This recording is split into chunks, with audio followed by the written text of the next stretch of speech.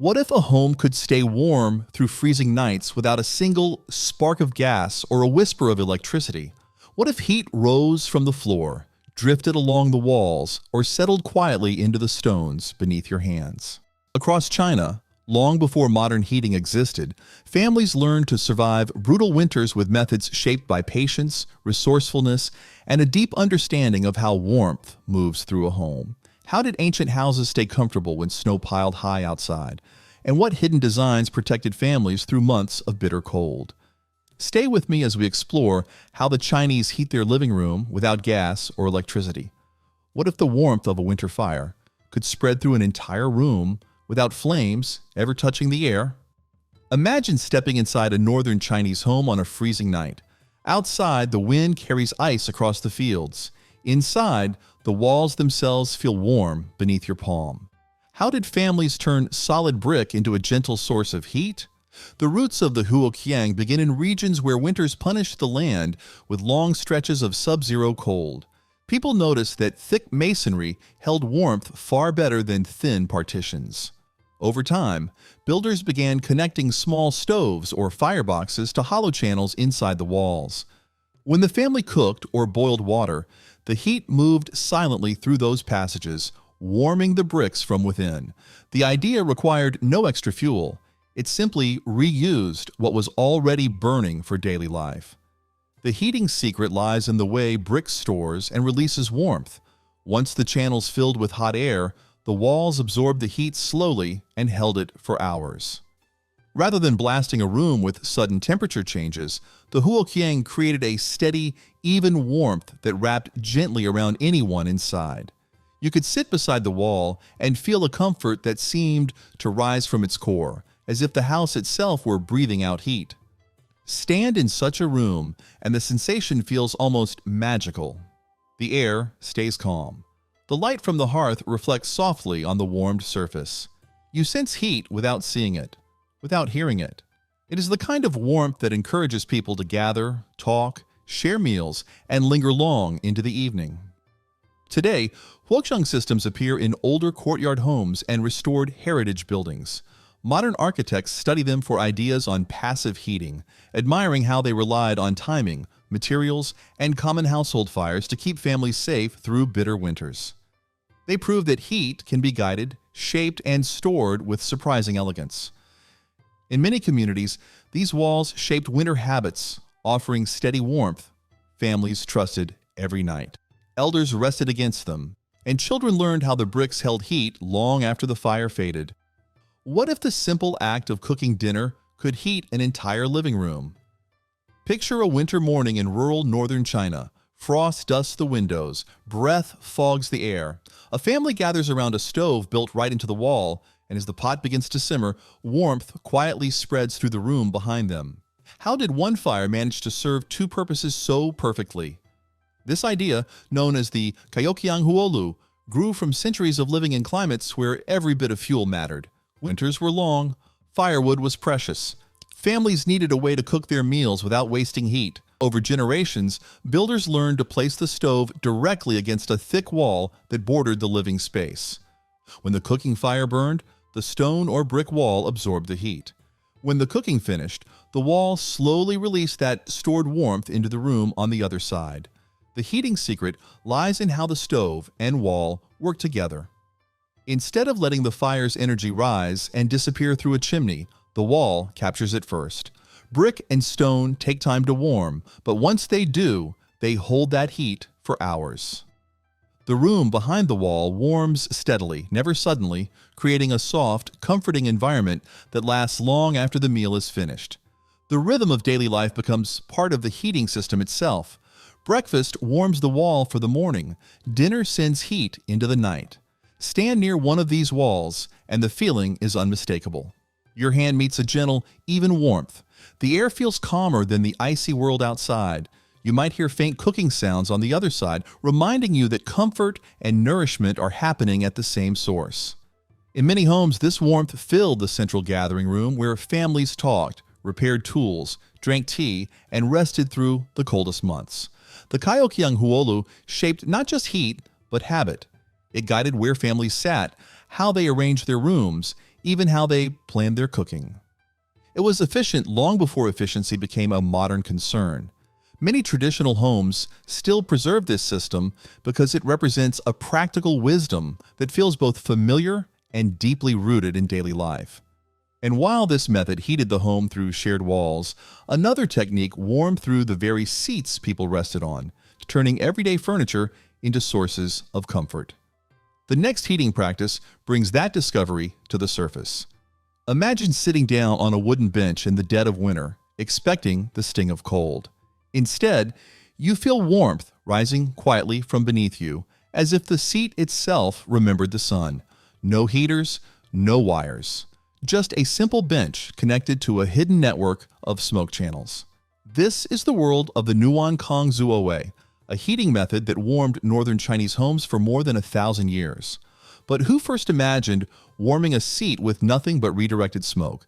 Its origins reach back to the late Northern Wei period around the 5th century, when people in what is now Shaanxi and Hebei faced winters that froze the earth solid. Archaeologists have uncovered early prototypes of smoke-heated platforms in cave dwellings from this era. By the Tang dynasty in the 700s, the concept had spread widely. Families discovered that smoke from cooking fires, once guided through brick channels beneath seating platforms, would warm the structure before exiting through a chimney. This made every fire serve two purposes: one for the meal, one for the people gathered nearby. The heating secret lies in the slow movement of hot air.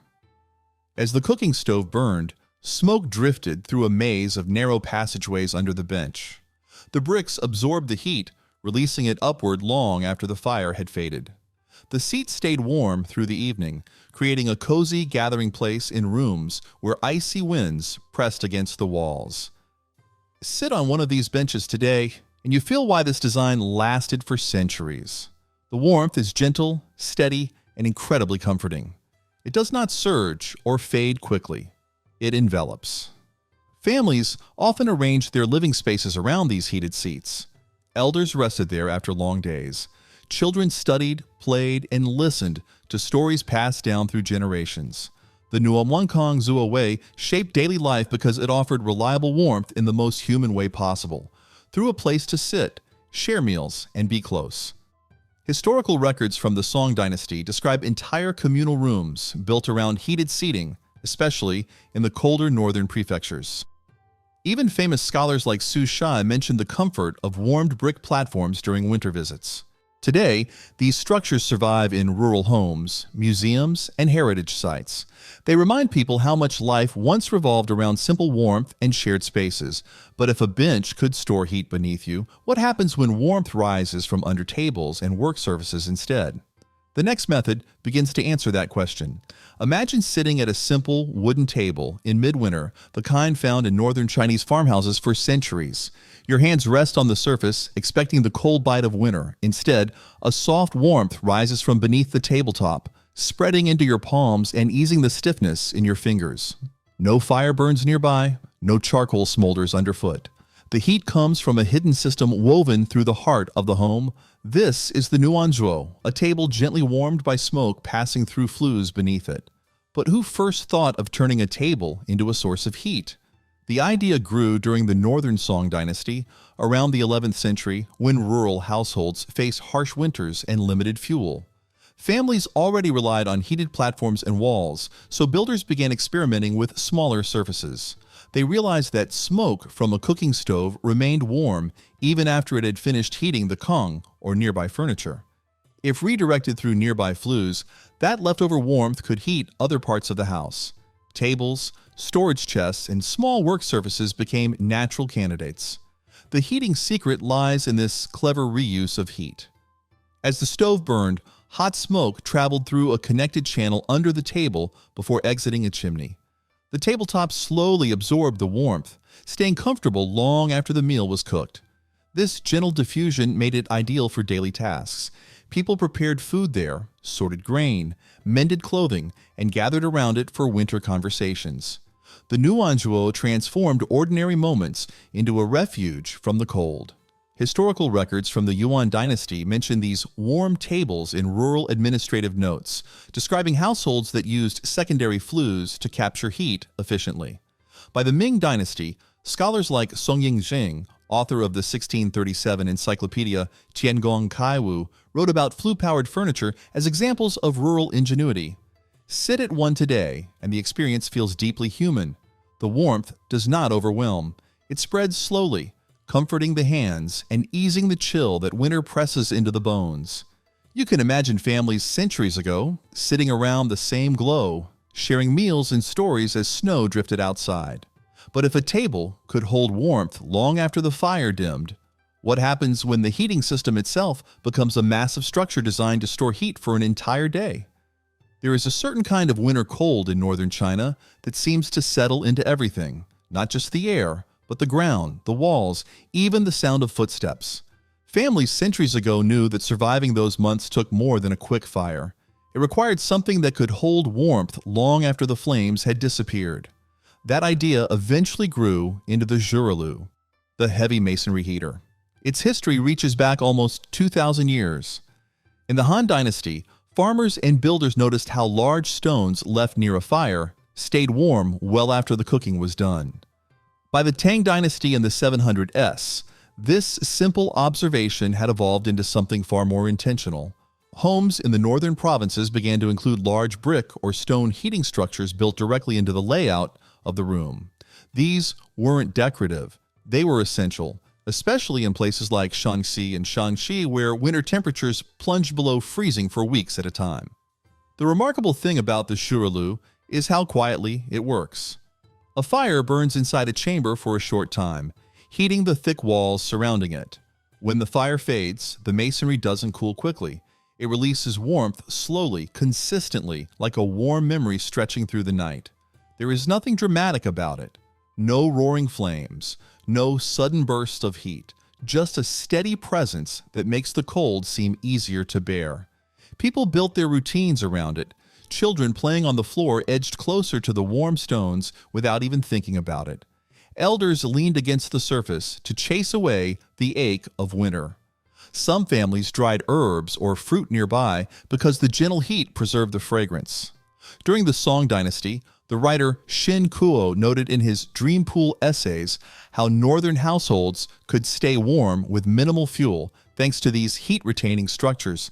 Stand near one today in a restored courtyard home and you feel the same quiet comfort people felt centuries ago.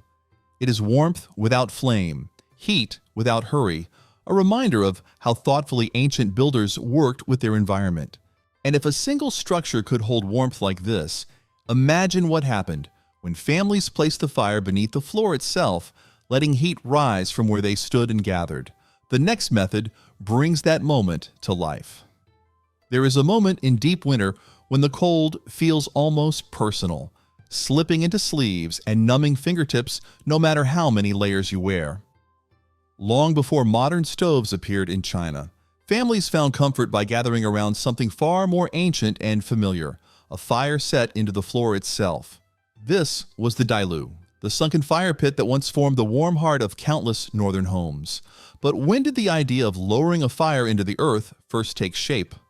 Archaeological evidence points to the late Neolithic period, around 3000 BCE, when early communities across northern China dug shallow hearths into packed earth floors.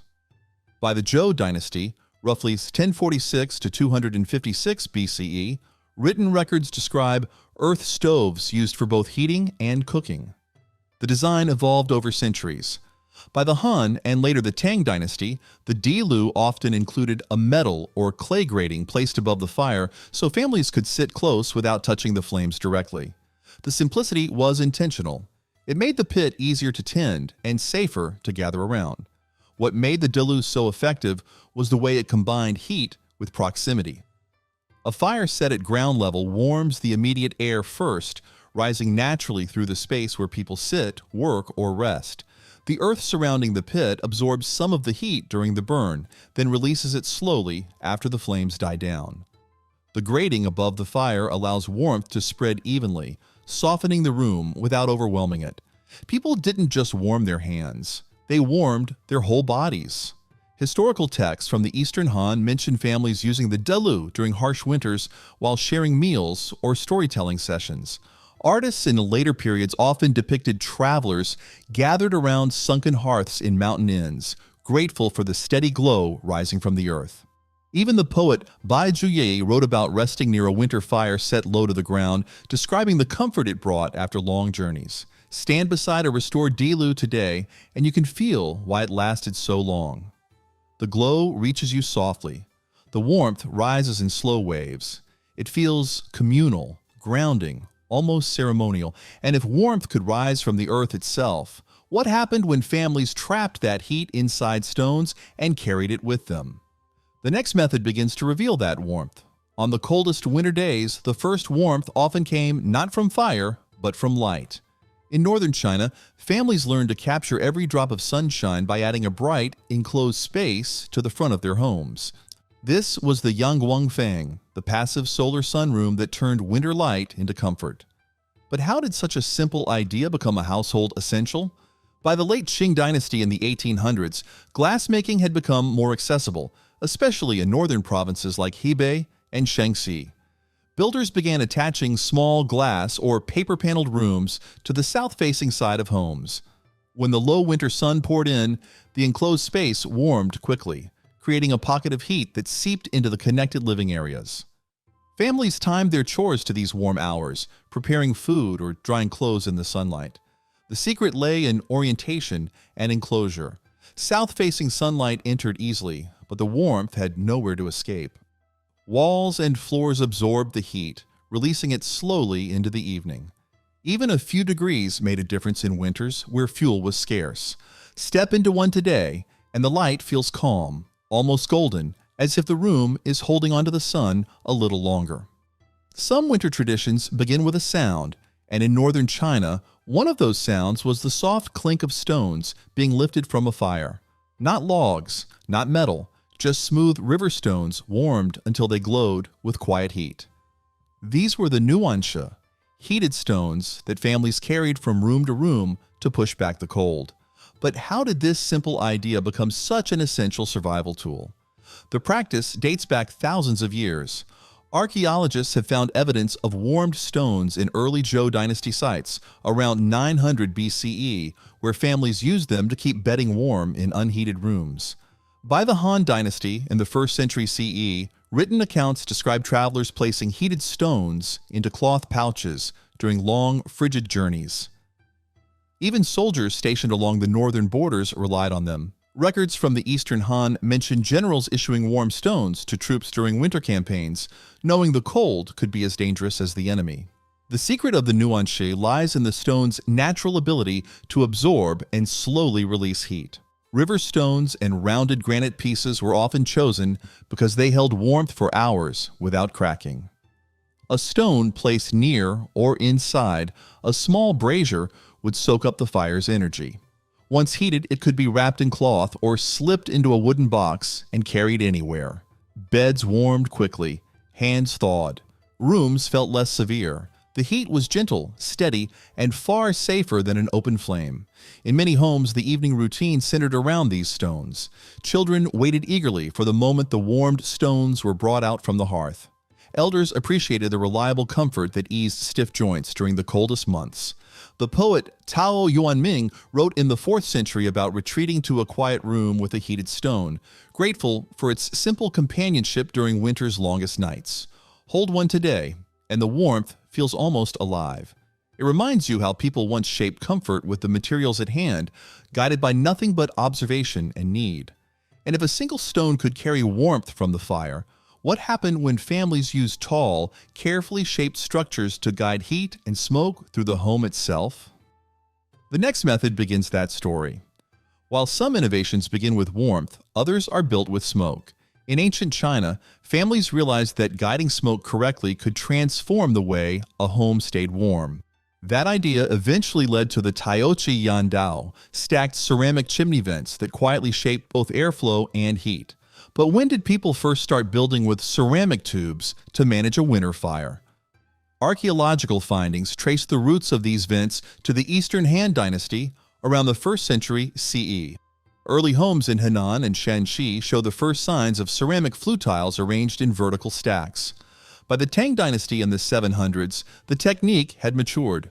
Craftsmen fired hollow ceramic sections in local kilns and fitted them together like building blocks.